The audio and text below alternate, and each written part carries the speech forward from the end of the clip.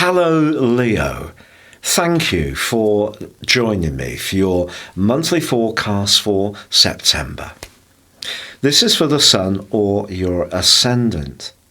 If you've yet to subscribe to my channel, I'd be delighted if you did so now.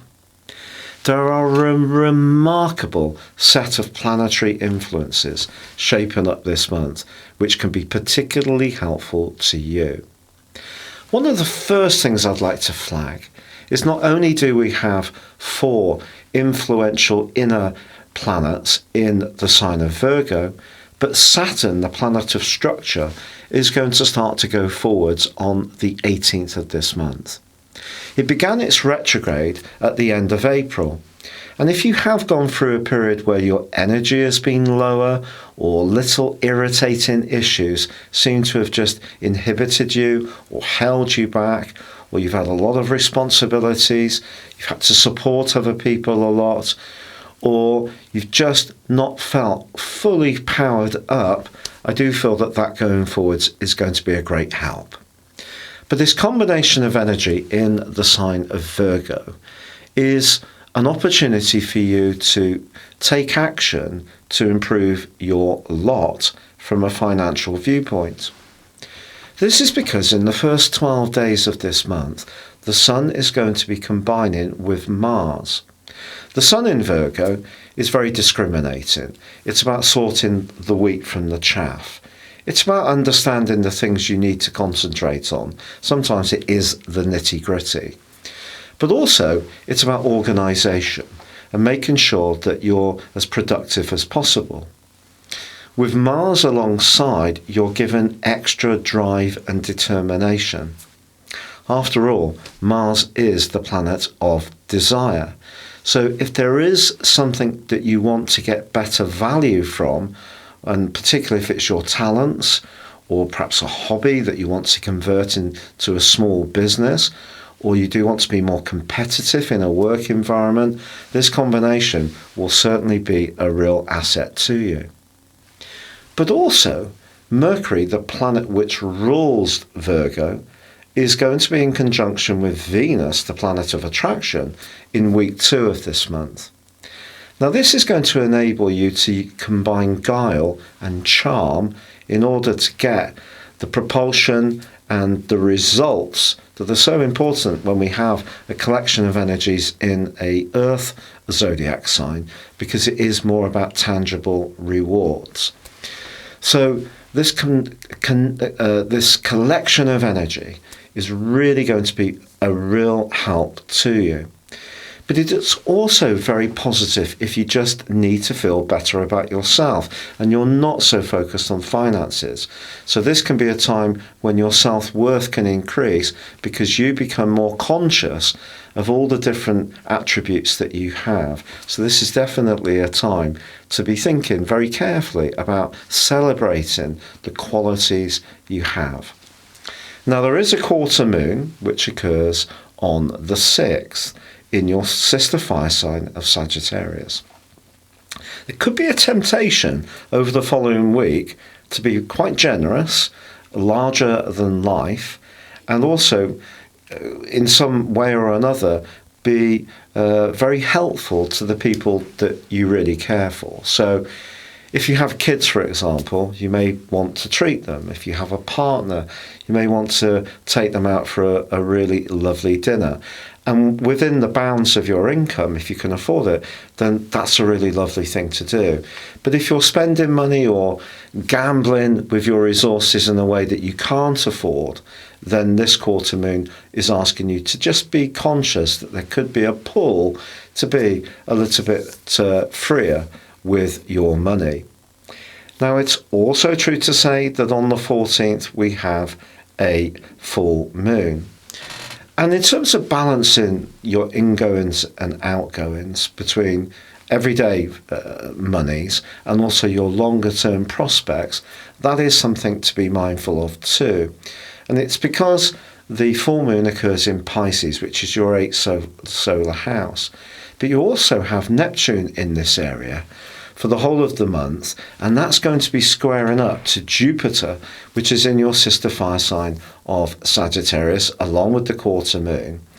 So there can be a part of you that wants to really be a bit freer with not just your resources, but also potentially with your affections, because a 5th, 8th house right angle can make us more amorous. But Neptune and Jupiter in a right angle can also distort reality.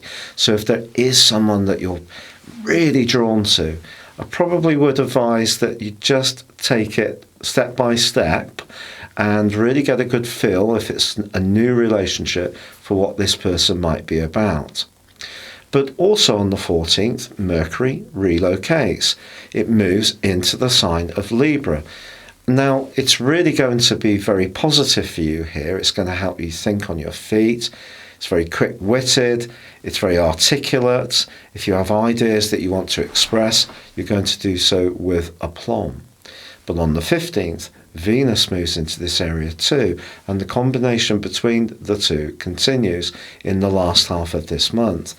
Your word power is going to be boosted hugely. If there is an application that you need to write, an email to an important person, or you're interested in doing something with technology, or you want to buy a new mode of transport, then the second half of this month can be a time when you really can do very well. With Saturn also coming to the end of that retrograde and starting to go forwards from the 18th, I think we're all going to collectively let out a sigh of relief. But you're given a huge surge of extra energy from the 10th through to the 16th as the Sun combines with Pluto. Pluto's in the same location as Saturn, your sector of work, health, diet, structure, and it's possible that there has been some changes in your life, but particularly since 2017 in December, when Saturn moved on the 20th of December. And of course, there's been that long retrograde now. So if you have felt that life has had quite onerous responsibilities, and you have felt a bit hemmed in, I just feel this angle between the Sun and Pluto can be quite liberating in a way, because you can see where you can be most productive, where you do focus your energies, and you can do so with a really positive outcome. So it could be that you apply for a new job, you get fitter, you're doing something which gives you a tangible reward. And that can be something where dedication can be rewarded. It's definitely a time to show perspiration where you feel there is something that has value to you. Now, from the 12th through to the 24th, Mars is going to be forging a great angle to Pluto. And when these two get together, it really is like mountains can be moved with bare hands, because this is the ultimate willpower asset or aspect. So if there is something that you really want to achieve, you're going to have a total focus. You're going to really be very, very applied. You can do fantastic research. You can work incredibly hard and really pour your energies into getting the result. But with Venus and Mercury combining in your 3rd solar house, you can also be charm personified as you go about the tasks in hand. So if you need to make the people side of things work well for you, along with what you need to be focusing in terms of what you can physically input in, then that's going to be a success too, I feel. Now, there is the autumn equinox, which occurs on the 23rd. This is the halfway point in the astrological calendar, and the Sun moves into Libra as well. There's a 28th, on the 28th there's a new moon in Libra, and this combination, along with Venus and Mercury combining beautifully with Jupiter in the last week, points towards some kind of date or social event. If you do meet someone in a romantic sense in the last week of this month, it really could be a very jolly occasion.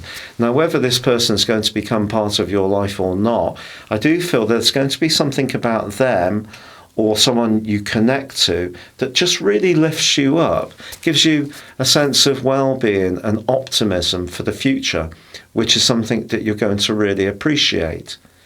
So this is a month which does have a very earthy dimension threaded right through it in the guise of Mars, which is going to be in Virgo for the whole month. And because you have Saturn and Pluto in Capricorn too, Saturn going forwards from the 18th, the Sun forging an amazing link with Pluto, followed by Mars forging an amazing link with Pluto too, this can definitely be a month of action when you start to see rewards for all the hard work that you've invested in a situation diligently over a period of time.